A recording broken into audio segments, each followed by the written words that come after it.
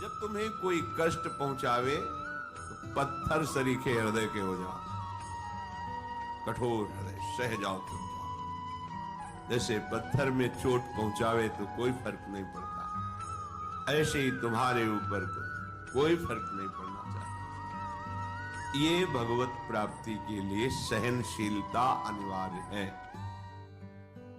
तो कोई भी हमें पीट के चला जाए, हम सह जाएं, ऐसे तो बहुत अत्याचार बढ़ जाएगा। नहीं, ऐसे तो कोई हमें पीट के ही चला जाएगा। नहीं, तुम्हारे समीप भगवद आश्रित हो, भगवान का रक्षा कवच लगा हुआ है। करो सदा तिनके रखवारी, जिम बालक राखे महतारी। आपको पुष्ट करने के लिए, परमार्थ का सूरवीर योद्धा बनाने के लिए भगवान थोड़ी छूट दे दें, भले किसी को अपमानित करो। इसे देखो कैसा लगता है। इसको अपमानित किया, बहुत दुखी हुआ, रो दिया प्रभु से, फिर प्रभु किसी न किसी रूप में शास्त्र, संत जन, गुरुजनों से समझाएंगे, ये तुम्हारी स्थिति ठीक नहीं है, सहना सीखो।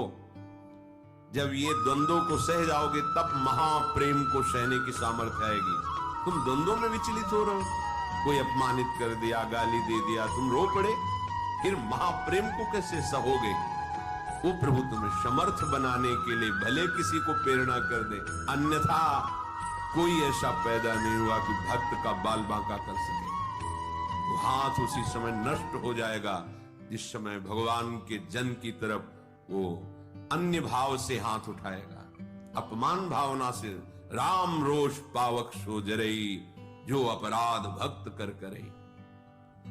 हमें चाहिए सहनशीलता। अगर कोई हमें कटुवचन कह रहा है, कोई पीड़ा पहुंचा रहा है, चुपचाप सह जाओ। ये भगवान आपको मजबूत करना चाहते हैं, प्रेम मार्ग का शूरवीर योद्धा बनाना चाहते हैं। तुम्हारे हृदय में ऐसी सामर्थ्य दे, सच्ची मानिए। नहीं तो बड़े बड़े महापुरुषों को इतनी सामर्थ्य है उनमें, भगवान अधीन है और उनको भी कोई पीट दे, कष्ट दे दे, ये खुद विधान बनाते हैं। श्री माधोदास बाबा जी समुद्र के किनारे पर्णकुटी में दरवाजे की तरफ पीठ करके, कुटिया की तरफ मुख करके कि कोई भजन में विक्षेप ना पहुंचाए, ऐसे बैठते थे। छोटी सी झोपड़ी थी, तो दरवाजे की तरफ पीठ है और पीछे की तरफ ऐसे मुख किए, निरंतर भजन में 2-2, 3-3 दिन हो जाते, भोजन के लिए भी नहीं जाते।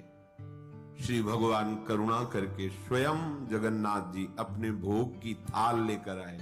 बाबा, ये जगन्नाथ जी का प्रसाद है, प्रभु ने भेजा है, पालो। हाँ, रख दो, हमारा भजन पूरा होगा, हम उठेंगे, प्रसाद पालेंगे, थाल यहीं धो के रख देंगे, तुम ले जाना। अच्छा बाबा। समय हुआ भजन पूरा, तो देखा है तो स्वर्ण की थाल, भगवत प्रसाद, आनंदित होकर पाया और समुद्र में मार्जन करके थाल रख दी। अब वहां थाल गायब हो गई भोग की। किसी ने बताया, हमने देखा समुद्र किनारे पर्णकुटी में वो थाल धुली हुई रखी, माधवदास बाबा के।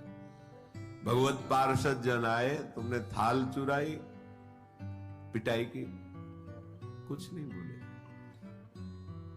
जब भगवान ने भोग प्रसाद दिया, जैसे उसमें आनंद, ऐसे भगवान के पार्षद धक्का मुक्की करके पिटाई करे, उसमें आनंद। किसने के?